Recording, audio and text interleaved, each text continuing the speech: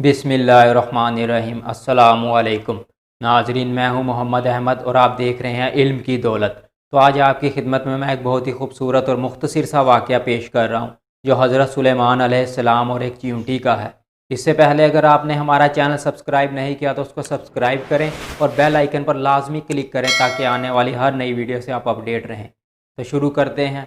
हज़रत सुलेमान अलैहिस्सलाम ने एक चींटी से पूछा, तुम्हारी साल भर की खुराक क्या है? चींटी ने जवाब दिया, फ़कत 2 दाने।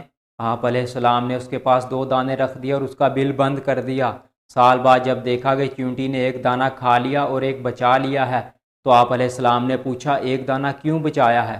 चींटी, पहले मेरा भरोसा अल्लाह पर था कि 2 दाने देगा खा लूँगी और देगा तो और खा लूँगी। अब बात इंसान की है इसलिए बचा लिया है कि बाद में पता नहीं दे या ना दे। तो लिहाजा अल्लाह पर भरोसा रखें, उसी पर यकीन और ईमान रखें, वो बहुत गफूरुर रहीम है।